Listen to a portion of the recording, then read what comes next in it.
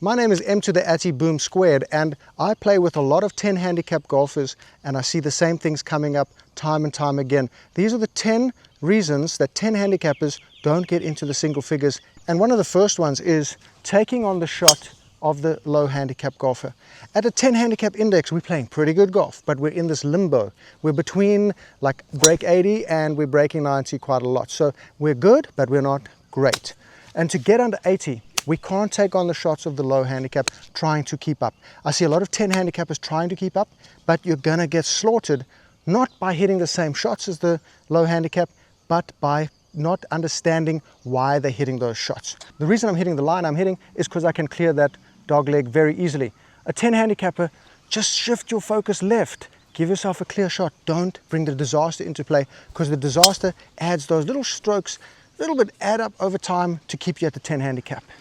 A big reason I see 10 handicappers not breaking 80 is they're playing to a specific distance. So if the pin is 120 yards here, they're going 120. But the problem is it's not always a great strike. We want to know the back edge and front edge distance.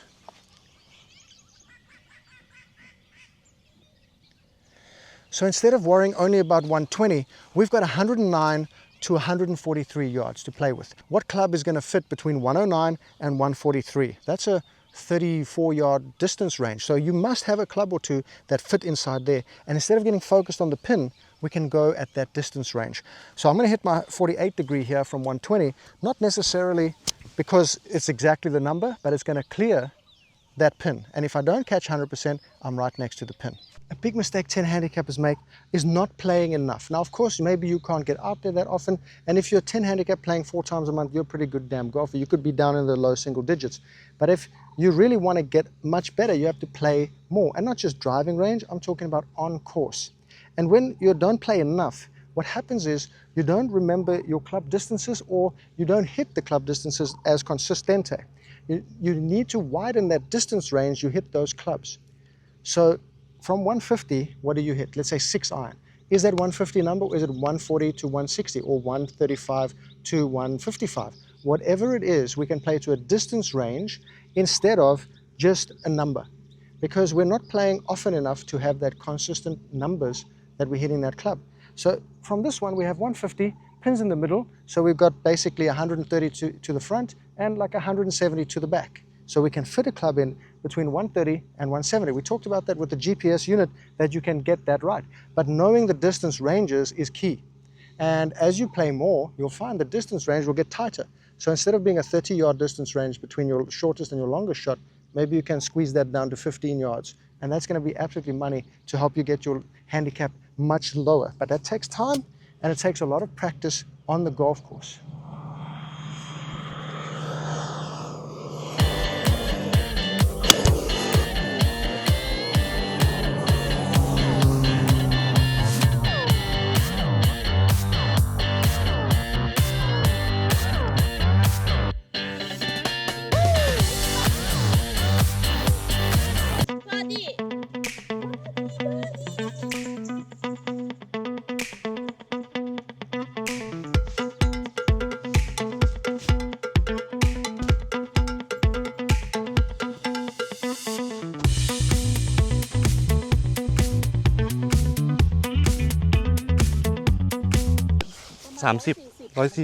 That's it, okay. It's like a bird's nest in the zoysia. What do you got? 9 iron. From how far? 140 in the rough. Okay, what's the thinking behind the club selection? Yeah, just my 9 iron go 150. Okay. So it's in the rough. Okay. So I'm thinking like it will pull a little bit, like 10 yards. Oh. That's a tricky lie. It's a very difficult lie. If I knew it, I would chip it. Okay. Yeah, right? Yeah, that could be a better option to chip out. Another big mistake is the misinterpretation of the lie. I'm actually back here where Taj hit that shot. That's actually his divot. And the ball will sit down in a bird's nest. And when it's in a bird nest lie like this, it's very difficult to judge what to do. So what Taj does is he went 1 club more. He assumed 10 yards off because it's in the rough. It's not only 10 yards, it's not just the rough, it's bird nest. Let me sacrifice this ball. did that. So we need to get a little steeper to get out of here. So let me take the same 8-iron from 140 and I'm going to go really steep and really firm on it, maybe cutting across it just a little bit. And you need to have firm, strong wrists and forearms. And that's how we have to do it. That's, oh my goodness, that's great. When you come in with your standard swing and it hits early, it's still okay, it's still above the ground, but that grass is in the way, right? Imagine you've got normally your ball here and there's air here. Now imagine you put Velcro there. Now you've got to get your club through the Velcro to the ball. What he could have done also was just chip out sideways and give himself probably a sand wedge or a 52-degree onto the green. Because look, at 10 handicap level, you want to get to single figures. This is a difficult ass hole. A bogey here is money. Believe me, you're going to make bogeys. Pick and choose where you make the bogey. You've got a shot from the fairway onto the green, 2 putts, 5, maybe you 1 putt for a 4. Better than taking a freaking 6, 7, or even an 8. Believe that. A big thing when I was a 10 handicap to get over into the 80s and the lower handicap was to forget about the PGA Tour energy. The game of PGA Tour or scratch golf looks entirely different to just breaking 80. At the 10 handicap level, like I say, pretty good, not great yet. But to get great, we have to drop the illusion that we have this magnificent game that we're going to just suddenly bring to the course from watching the PGA Tour. What we have to do is nip strokes. We have to cut them off a little bit. And that is very easy to do by understanding your game and avoiding the hero shots, playing only the shots you can. When you're in trouble, chipping out. When you're on a par 5, it's a 3-shotter. When you're on a long par 4, sometimes it's a bogey hole. The PGA Tour delusion of grandeur syndrome makes a 410-yard par 4 a 2-shotter for you, when sometimes it's just a 3-shotter. And it's okay because you have to make bogeys to break 80. It's not the illusion of a PGA Tour round. If a 5 handicap played on a PGA Tour course with the PGA players, the PGA Tour player will finish 16 under, the 5 handicap will shoot 40 over 4 rounds. That's a 56-shot gap over 4 rounds. So it's not quite the same game. The day we can accept that is the day we shoot in the 80s. Oh man alive, what a shot. Oh my God.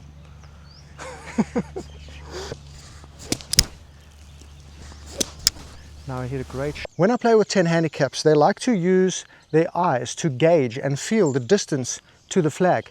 And almost always they are out by 10, 15, even 20 yards sometimes, which, while I understand the feel associated with the way it looks, they're not practicing enough to do that.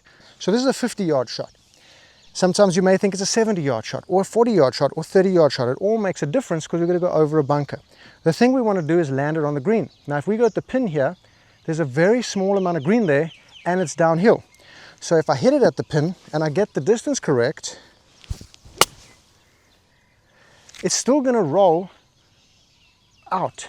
I mean, that one he landed short of the green. If I landed on the green, it's going to roll out to the back of the green. So what we can do is to reset this, is to get the actual distance to the hole and then look left to see what's in line with the pin. Is there more green? Look right. Is there no green? Is there more green? Go to the fat side of the green. And if you find that you have a 9 o'clock shot in your wedge matrix that fits 50 yards, use that. But depends on the lie. So if you're sitting in the rough here with the ball above your feet, you're going to have to grip down a bit. So maybe you have to change that. So always look for an option and a club that's going to get you to the fat part of the green to ensure a putt. That's going to save you dumping it in the bunker here, or taking a double bogey instead of making a par or bogey. Now yes, that's on the front, but we have a putt. We may 3-putt it, but it's better than putting 2 or 3 more in the bunker, getting out and then 2-putting again. A big issue I see with the 10 handicappers is slope awareness, or really unawareness. Because this is the main reason we get into 3 stabs. We do not hit the ball close enough to the hole on our lag putts when we're 10 handicappers. That stops us from the 80s. What do I mean by this, Matty? Well look, I've just walked up the hill here. I can see that hole is about a foot below me. This is a very steep slope. Then what I see is that beyond the hole, it's a slight upslope because it's the opposite direction. I need to get that pace control to stop around here. That's all good. That's a tap-in. I don't want to leave it here. and I don't want to blow it freaking 15, 20 feet by, which a lot of golfers will do at 10 handicap level, because no one's practicing their putting. And I know this is a fact, because most 10 handicappers can play the same as a 4 or 5 handicap off the tee, but then the short game screws them. So you get your read, which you're pretty good at 10 handicap, but we need that slope awareness downhill. So what do I like to do? Okay, I like to imagine a hole short of the real hole on the line it's taking. Then I look at that, and this is another issue I see with 10 handicappers. I'm going to give you many issues. Standing and practicing putting strokes like this. What the hell, man? This is like a 30-foot putt, 27-foot putt.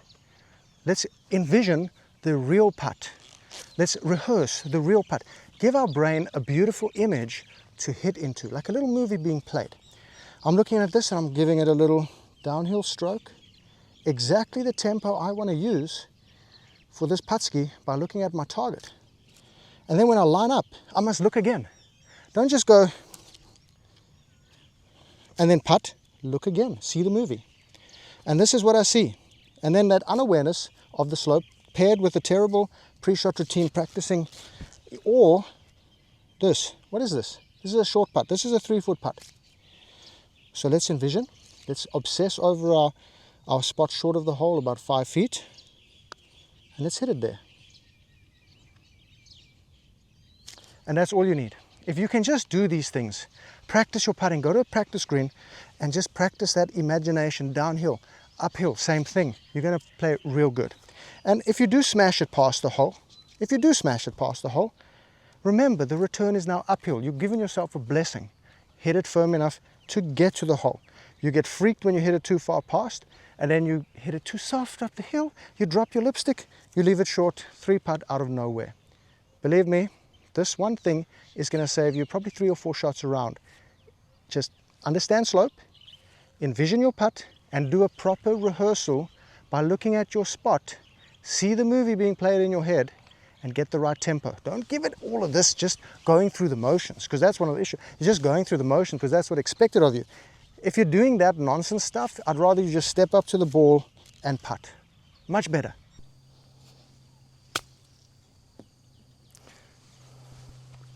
Okay, touch 21 yards away with a sand wedge onto a downslope. If he pitches in the right place for the downslope, he's going to have a beautiful birdie. That's a little too far for my liking. The warbird is going to roll out like crazy. Yes, yes. Oh. Okay. I'm at the place that Tudge was chipping from on this par 5 that he bounded way past the hole after being here for 2 shots. This is the kind of shot that can make or break a single-figure handicap, because you might get many of them in a round, and you want to get up and down sometimes, or at least give yourself the chance to. So when Tudge is not aware of the slope and he's using a stock issue from a set, a sand wedge, you know, that big cavity back, it's got a graphite shaft, there's not much feel in that club and there's not much spin coming off that face. So we have to accept that before the shot, and you can use any product you want. He's using a hard ball, a stock issue sand wedge from a set of clubs, but he's hitting onto a downslope from a downslope. So when we hit from a downslope, it's going to de-loft the club a little bit, and it's going to hit the downslope on the green, and the green is below us too, and it's going to shoot forward. So everything telling us here, hard ball onto a downslope from above the green, from a downslope with a stock issue sand wedge, is saying move that landing spot closer to us. We cannot land it 60% of the way or even 50% of the way because it's coming out hot. The club face is hot on that sand wedge, the downhill is hot, it's going to speed on. So we have to try to get the ball to land closer to us, envision that landing spot instead of your standard flat landing spot, and then let's make sure we hit it. And then it's going to shoot forward, and with the right speed, it's going to be right next to the cup. But if we go further than that, or we have a standard issue sand wedge that's got that spring off the face, wow, it brings in a lot of variables. And reducing the variables is the best way to get lucky at this game. Taji just off the green here, using his sand wedge from about 24 yards. Using his sand wedge from the fringe, sometimes people are more happy to chip, sometimes people want to putt. He went for the chip. We have to understand that around the green there's many kind of lies. And to negate the problem with the lie and to negate the problem of judging how far to fly your high lofted wedge, we can just use lower loft. Because when we use the high loft, we're trying to control the distance, we're not sure of the spin coming out, and while Tudge was able to get up and down on the second attempt, he added a shot there of the duff shot. Getting out of the mindset of 56 or 60 degree only around the green is very powerful. So with this, we can use a 7 iron. I would probably use a 5 or 6 iron even, but let's get out of that mentality of always using the sand wedge. That's going to give you a nice shot close to the hole for a par. We can use toe down. That's going to break in there. That's toe down chipping because it's giving us a nice 5-footer.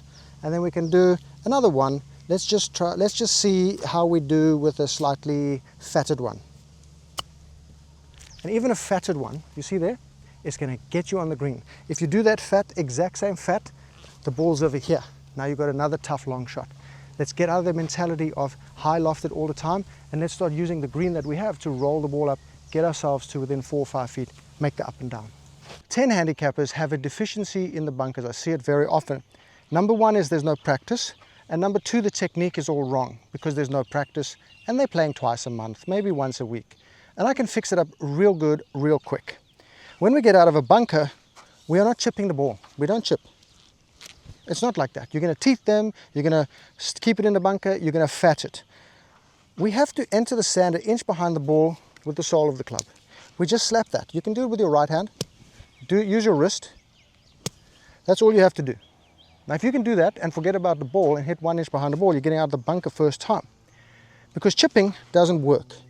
Standing square, ball back in your stance and trying to chip the ball out, not going to work.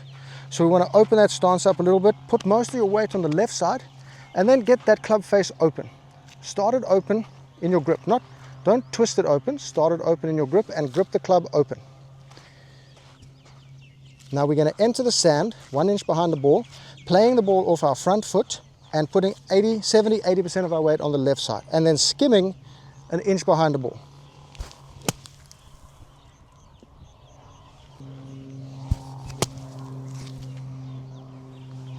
And while that is not perfect, it's going to take some practice. That is a lot better than keeping it in the bunker or shanking it out or blowing it over into the other bunker. That's going to save you shots in a round, because inevitably you will go in about maybe 2 or 3 bunkers around and you can lose 3 or 4 shots just like that. But remember, it's not a chip, right? You have to skim the bottom of the blade on the sand. There we go. That's the shot. That's the shot. Now 10 handicap brothers of the Order of the Stinky Winky. The issue I see is club selection and decision making. You are probably 3 or 4 decisions away from breaking that 80 number. And it's always something like a club selection. It's always something like not taking into account elevation and wind. And it's some ego thing. So on the tee, when you've got a par 5 that you may have boo-boo jibbies on, and you normally take a double and you're feeling uncomfortable, why not remove the discomfort and do something different? So there's nothing wrong with hitting hybrids or irons or fairway woods or par 5s. You've got the game. We just need to get this ball from, I mean, it's saying 580 here as the dog leg, but it's more like 500 to the hole. Can we hit 2 shots to inside wedge range where you are now going to be practicing a lot of your time? Of course we can. We don't have to hit drives because we're not getting there in 2 anyway. So let's get the ball in play on a par 5, and it's going to serve you very, very well indeed.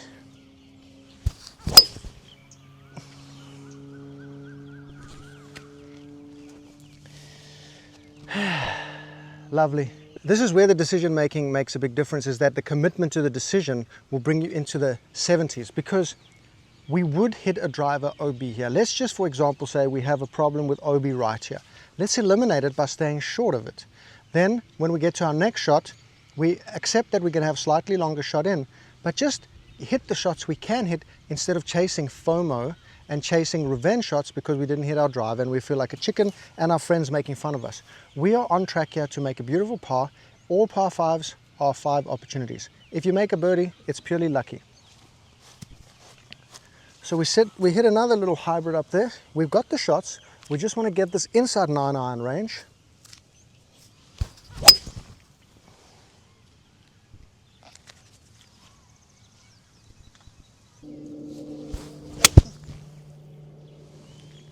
and they went way high. If you want to go from a 10 handicap into the 80s, very, very simply, it is conservative targets with a cocky swing. That's what we did here. We took a cocky swing with 2 shots. We hit a cocky swing with a 3rd shot by being conservative. We've given ourselves the putt. And as 10 handicappers, you don't practice putting. This is where the putting practice is going to help you get the ball closer to the hole, and then your cleanup putts are going to be money. You're going to make a lot more pars, a lot more saves, a lot more up and downs to get into the 80s, or 70s, sorry. That's how you do it. I was a 10 handicap a long time ago. This is how you get into the 80s. I see the same mistakes over and over and over. Do what I say, get into the 70s. Come on, check this video over here for 10 rules on 10 handicap golf.